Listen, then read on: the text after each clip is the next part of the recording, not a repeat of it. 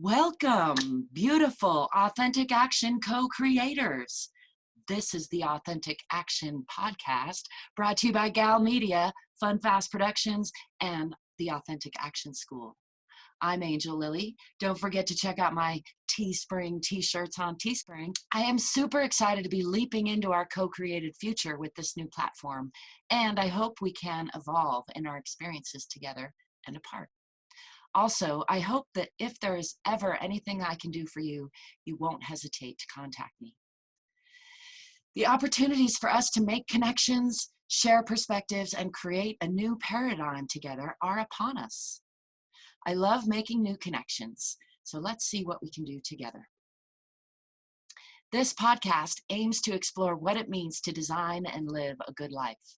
I hope to provide a platform for diverse ideals and have authentic and entertaining conversations with creative people from many different walks of life.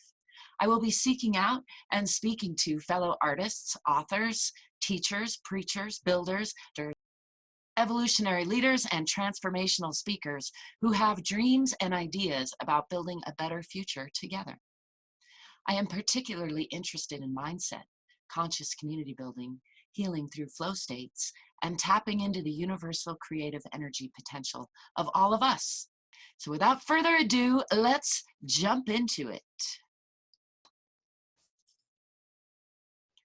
My guest on today's episode is one of the top thinkers, speakers, and entrepreneurs on this planet.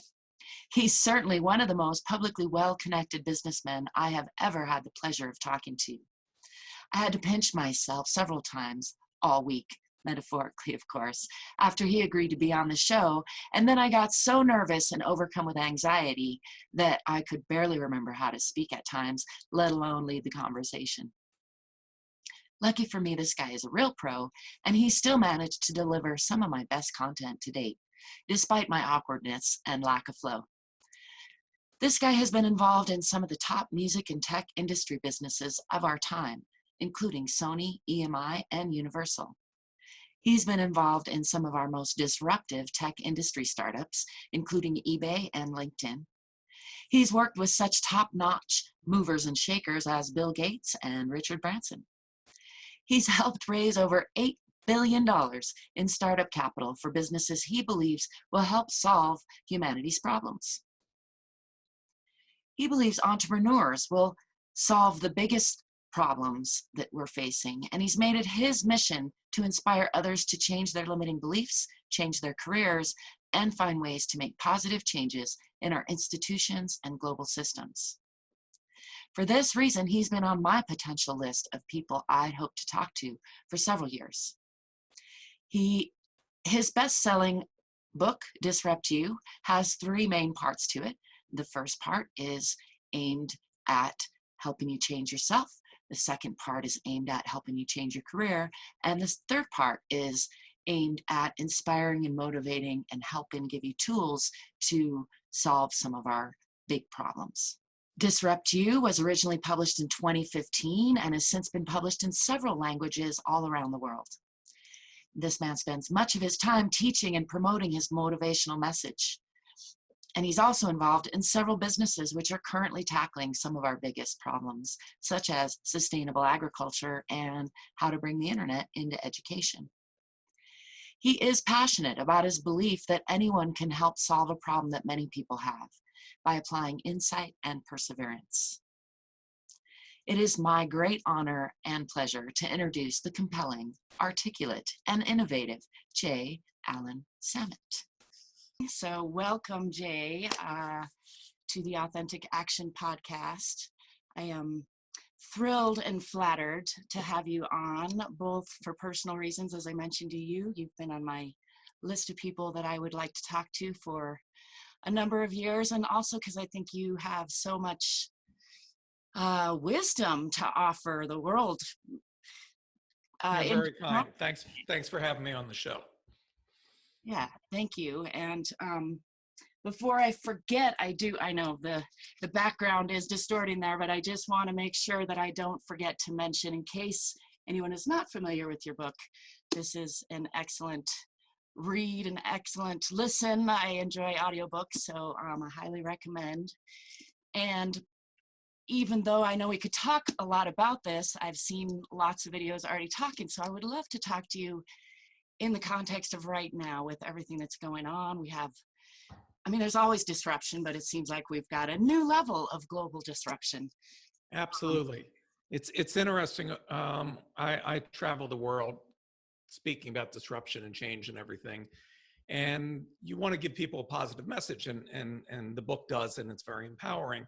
But backstage, people ask me, well, what's the biggest disruption that you see that could happen? And I've always said a pandemic. I didn't wish it on the world. I didn't want it to happen so soon, but it was inevitable. Yeah. But the thing you have to remember, and there are people, I hope you're staying safe and healthy as you're listening to this, but disruption isn't about what happens to you. It's about how you respond to what happens to you.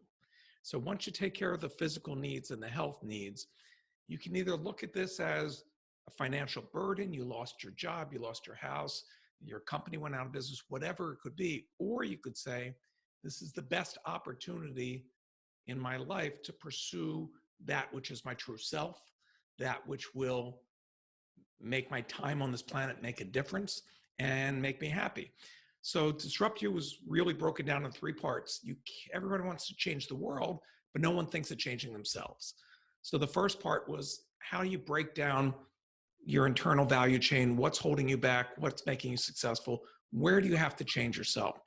And once you can change that nagging voice in your head that says, I can't, or I'm bad at math, or I suck at this, or whatever it may be, once you change what you thought was immutable, changing business is easy. So the second third shows you how to get more deal flow and opportunity than venture capitalists in Silicon Valley, how to really look at where the opportunities are. And if I sum that part up in two words, you only need 2 things to succeed in this world: insight and perseverance. I can't give you perseverance, but if you're determined, I can show you how to get insight. Because I've started billion-dollar companies, my friends have started. You look around one day and dozens of friends are self-made billionaires. I don't say that to brag. We're a bunch of morons. But what we did was look at the world differently. And then the third part of the book really answers your question. And I kind of trick people into the book because the third part was all I really cared about, which is, if you can change yourself and you can make money, is that really why you're here? Why not apply these principles to solve the big problems on the planet, whatever you perceive those to be? I'm chairman of a company that we looked at, how do you take greenhouse gases out of the atmosphere? How do you stop the planet from heating up? And everybody was looking at cars and this or that, but the single largest source is agriculture. And that's because when you till the soil, it releases these things into the atmosphere. So you got to go no-till. Well, if you go no-till, then you have to use a whole bunch of herbicides to stop the weeds, like Roundup and stuff. And then you stop the planet from heating up, but you give everybody cancer. So how do we do it without weeds? So I'm chairman of a company called Greenfield Robotics. We have little robots. Think of them like goats that go up and down and just take care of the weeds, not the corn, not the cotton, not the milo, not the soy. And so you get healthier food. Farmers make 30% more per acre because they're not buying the pesticides. And we eat healthier food, and there's no runoff of chemicals. So you can solve any problem you want. So if you're in this moment of pause where you have more time than you've ever had on your hands, that's a gift. That's not a punishment. Use it to plan out the next stage of your life. If you don't know where you're going to be in 5 years, how do you expect to get anywhere different? If you don't change how you think, how you do, you'll never achieve anything. But if you start with a goal, everything else can fall into place. Yeah, I so agree with all of that. And one of the things I wanted to ask you a little bit about is, I've heard you talk about how you came into being an entrepreneur by just not having a job when you got out of college. To me, part of the real issue where I see a lot of potential is that humans often don't believe in ourselves, and that mindset shift between, even believing that if you apply perseverance and an intuition that you could change the world. I see I have that belief, and I still struggle with really cultivating it to its fullest capacity. And so I'm curious if you feel like you were kind of born with that idea of that you could make the world better, or if there was No. something that happened or there's some way that you cultivated that. So our parents and our teachers wanted to protect us from pain. So most parents gave up on their dreams and settled, and they didn't want you to experience failing or this or that.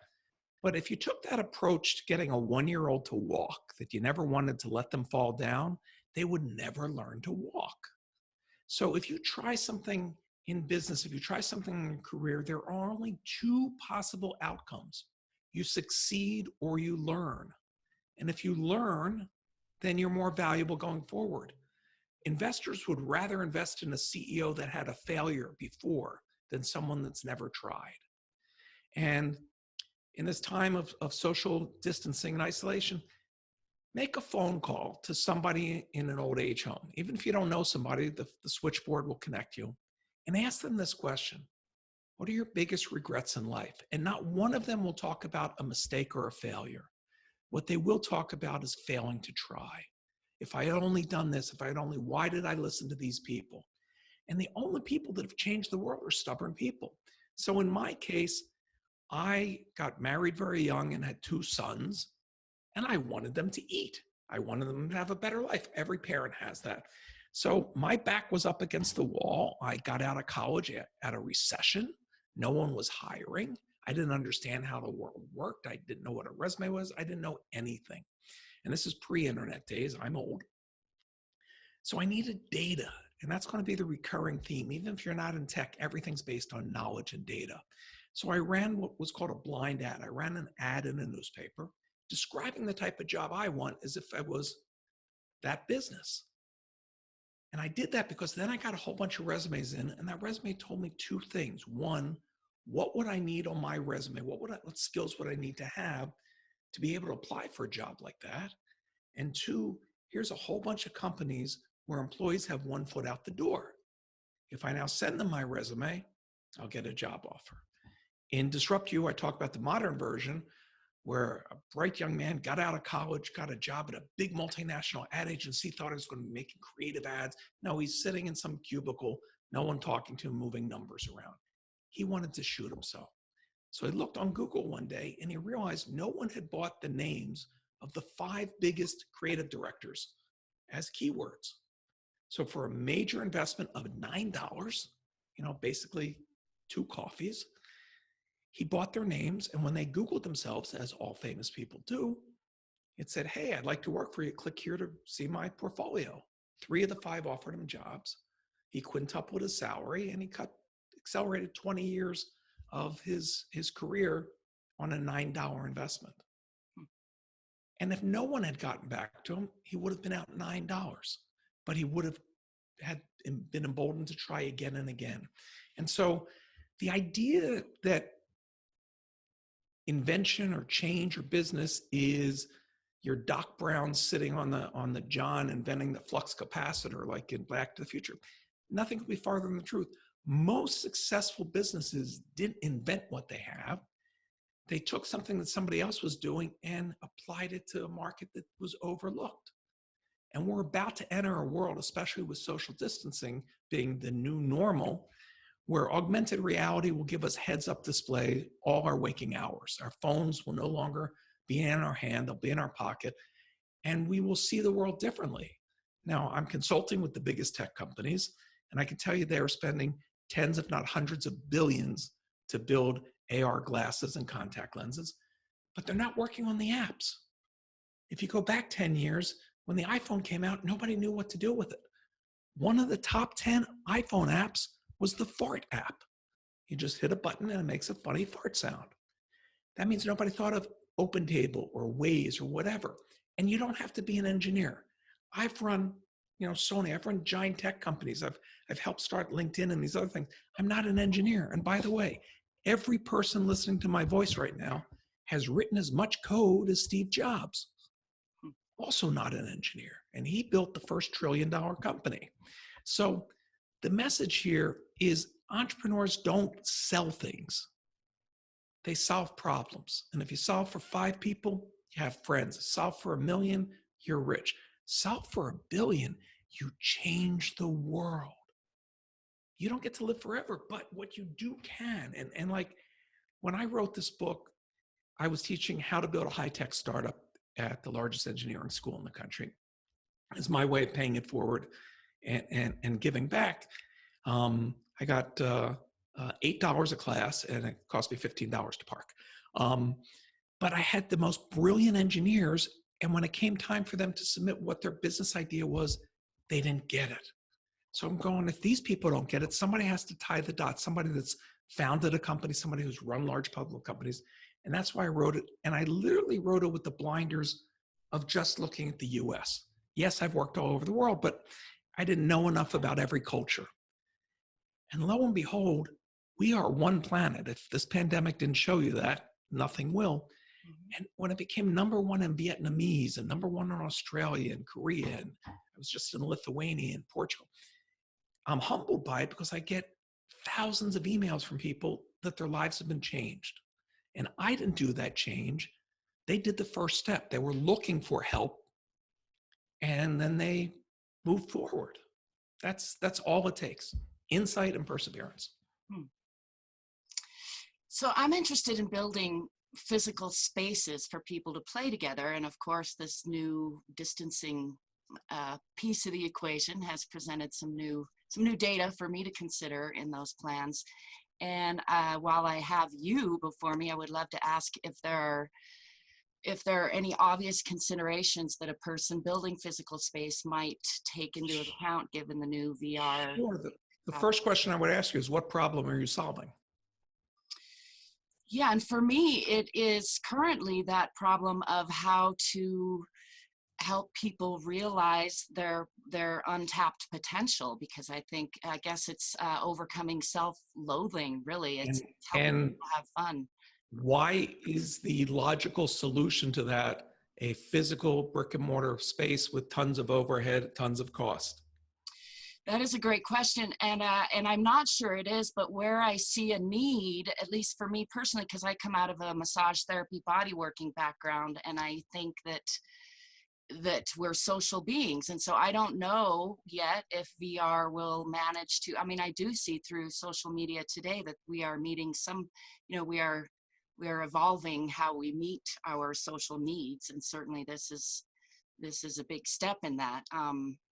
It seems like if we had physical spaces where we could still play together but safely, and my idea was kind of to unify virtual reality and physical spaces, so to have a global network of physical spaces that were also. But you're still not solving a problem.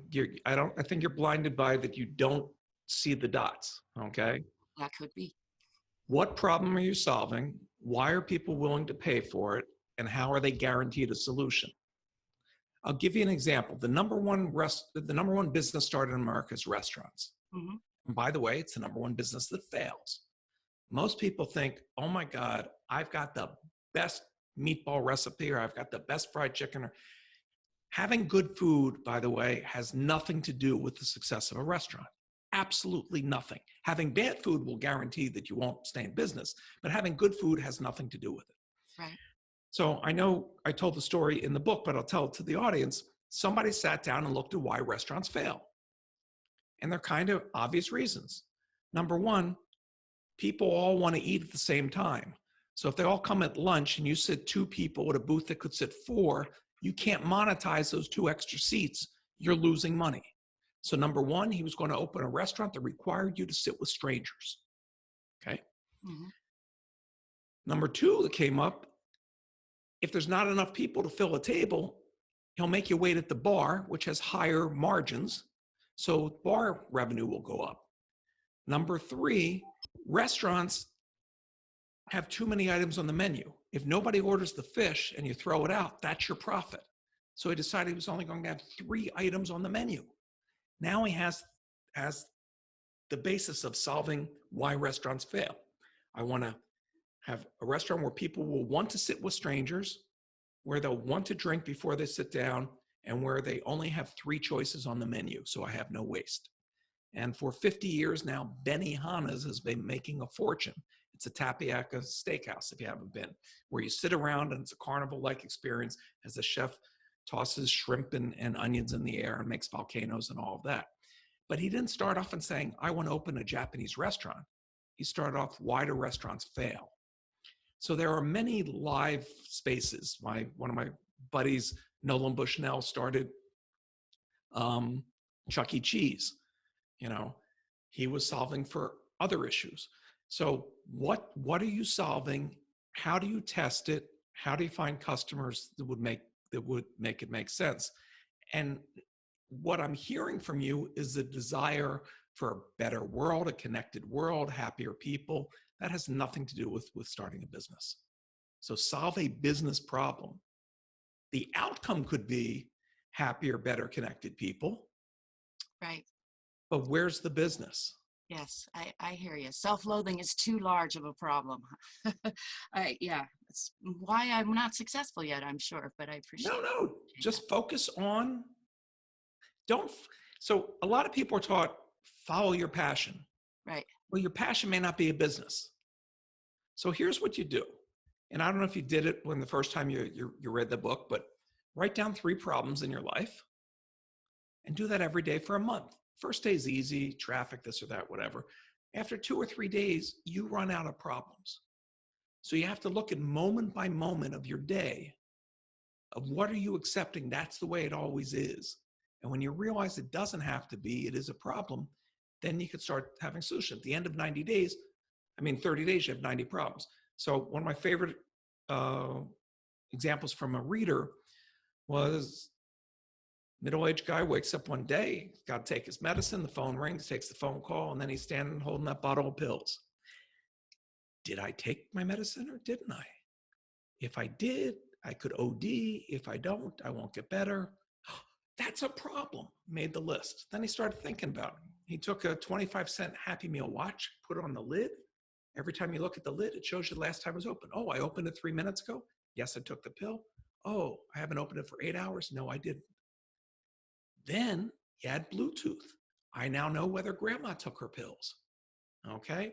Then you allow a doctor to control when it unlocks, and you use that for opioids. So now you've solved $1 billion business with just one moment in your day that normally we would just get past. Oops, I don't know the answer. Did I take my pill? I guarantee you have problems in your life. I guarantee you that the problems you have, as much as you're unique and special, and there's only one of you, your problems, a lot of other people share them. So do this exercise, and at the end of the month, sort them on 2 axes. What problems affect the most people, traffic or whatever, if you're a left-handed polo player and they don't make left-handed polo gloves, not exactly a big problem.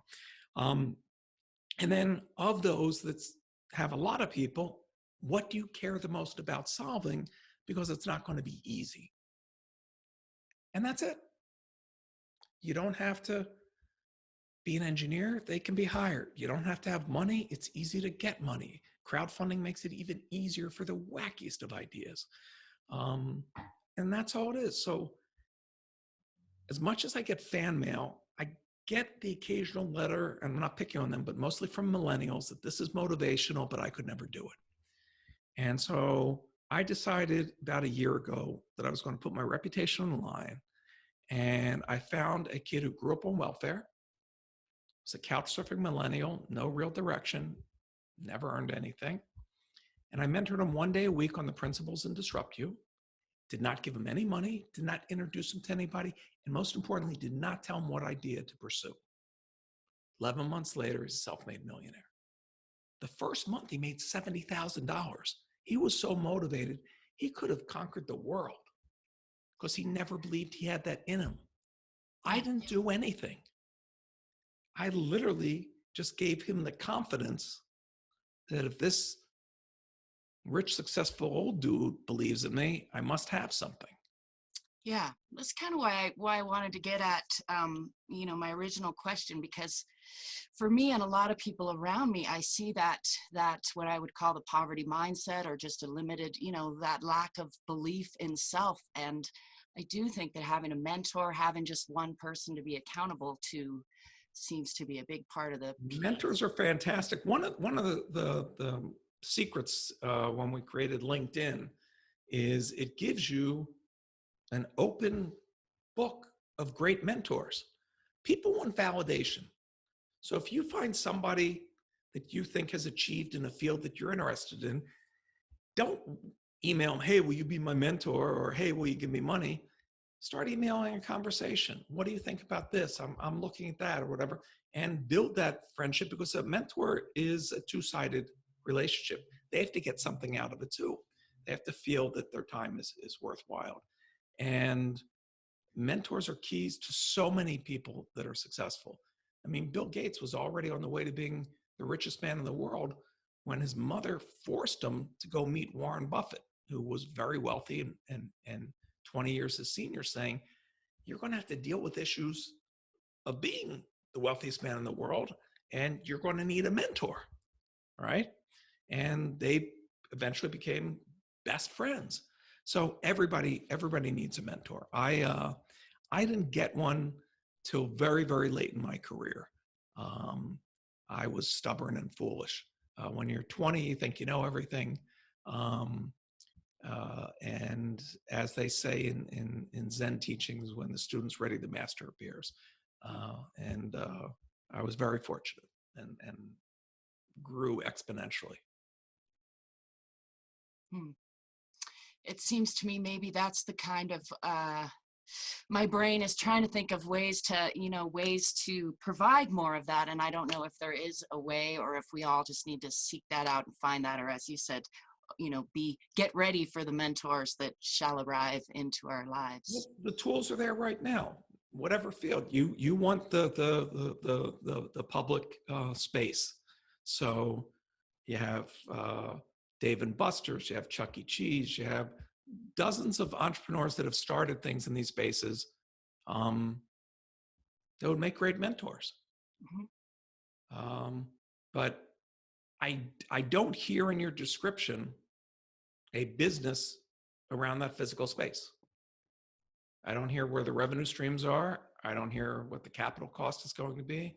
I don't see how many people per month you need to pay the overhead. All that you can do without any mentor or any funding.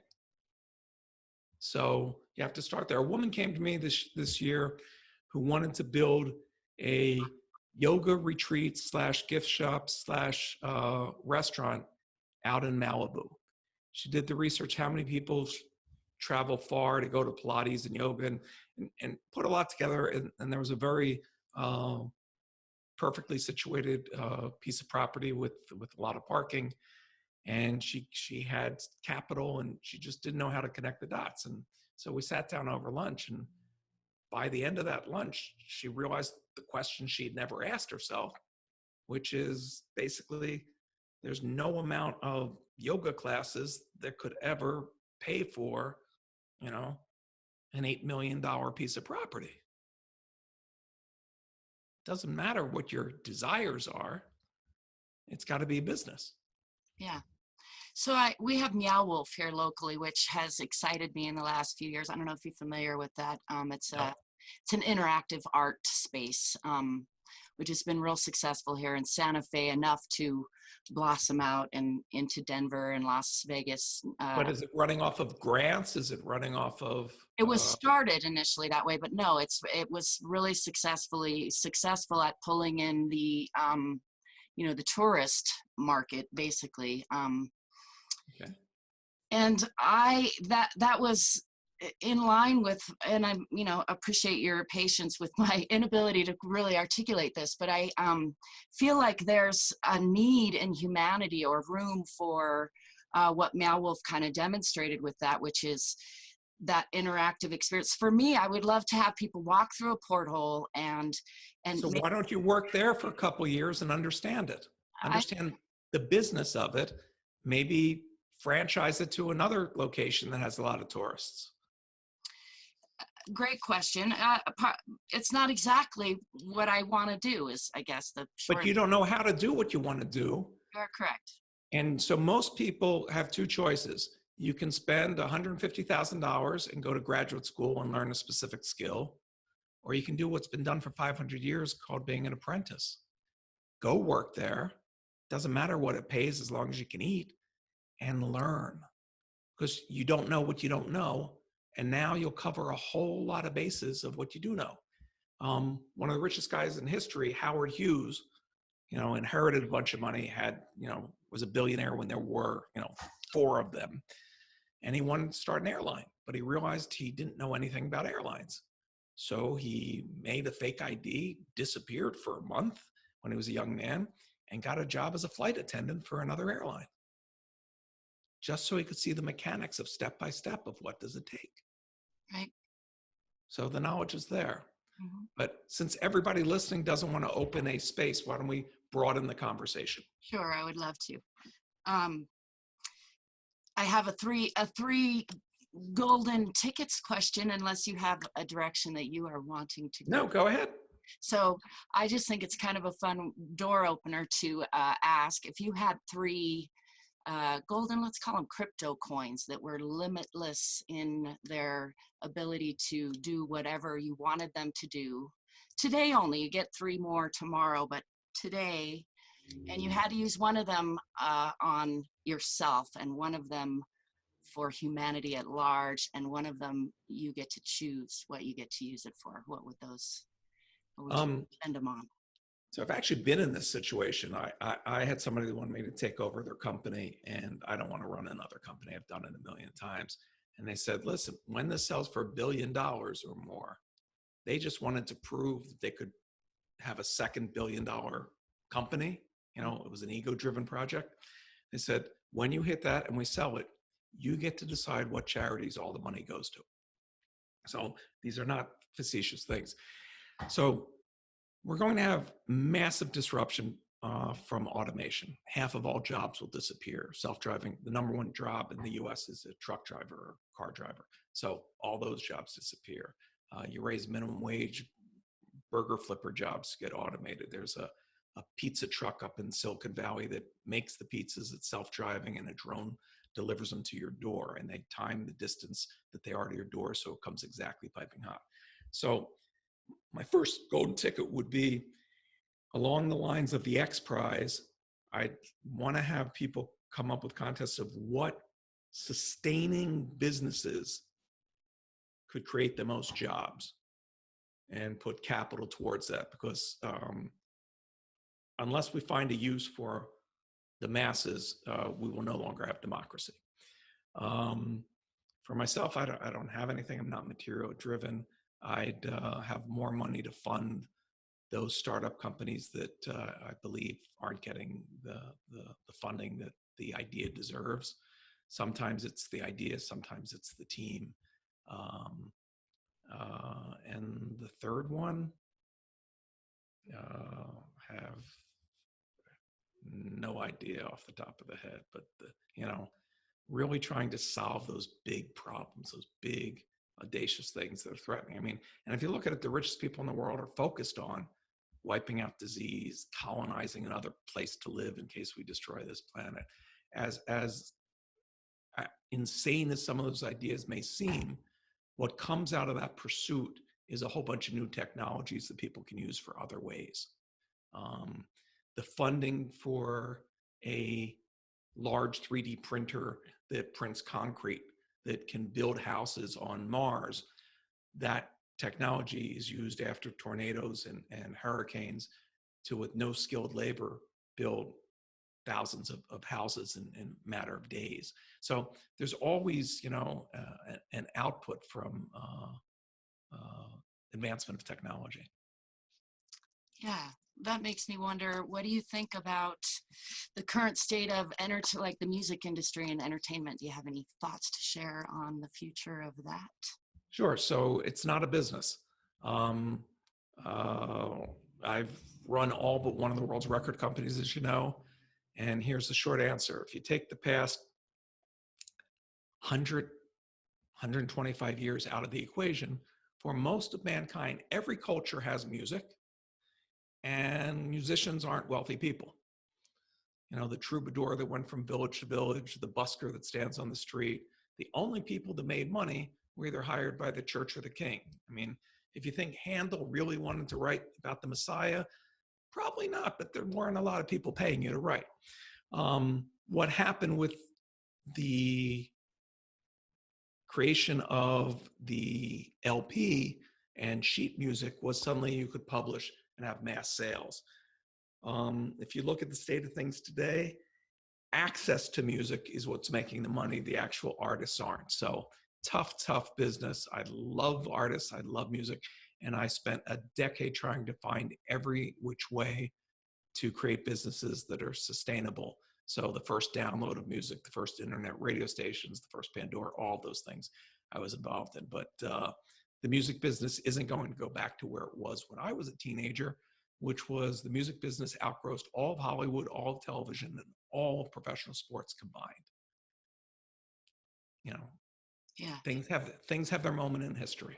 That was just a neat little blip, huh? I think I see it that way. It was a great time to be young. I may be old, but I got to hear all the great bands play. Yeah. So another just fun question. If you were a hat, what kind of hat do you think you'd be and why? Wow, that's a new one for me. Probably a top hat because I've spent a good portion of my life as a magician. So that's the hat when I play Monopoly, that's the piece I always go for, the top hat. That would have been my guess as well. When I was thinking of asking that question, yeah, magic is a fascinating whole, mentalism and magic, a whole nother fascinating topic. Is there anything else that you feel compelled to share with an audience? Sure. So if anybody's made it this far into the conversation, then you're serious about wanting to change your life. So my gift to you is I have a 40-page companion workbook that gives you the exercises to start disrupting your life right away and really figuring out how to plan your future. It's free. You just go to my website, jaysamit.com, JAYSAMIT. I'm sure there'll be a link under this. And just click on the link and I'll send it to you and go about. And I look forward to seeing what everybody creates. Wonderful. Thank you so much. I really do appreciate your time. I know it's valuable, and I look forward to seeing what we all do with this new paradigm shift that we're getting into. So stay healthy and safe. You Bye too. now. Thank you. Thank you. Whew, that wraps up this conversation with J. Allen Samit. I hope you've got as much out of that conversation as I did. I'm still reeling in the layers. As I mentioned to you, I got pretty nervous right at the start of it. And so proud of myself for getting through it and being able to offer you this content. I do hope, well, it's been a great lesson for me in the very things he was talking about, and not being afraid to fail, pushing myself forward, and trying again. Don't forget to take him up on his offer for his 40-page workbook. Go to jaysamit.com. That's JAYSAMIT.com and request his workbook. Check out his book. There's a link in the description to his audiobook, Disrupt You. You can find that in hard copy, paperback, and audiobook everywhere that books are sold. As always, I appreciate your time. I thank you for your attention, and I welcome your questions and comments. Don't forget that you are worthy of your own unconditional love, first, foremost, and always. Thanks for stopping by. Ciao for now.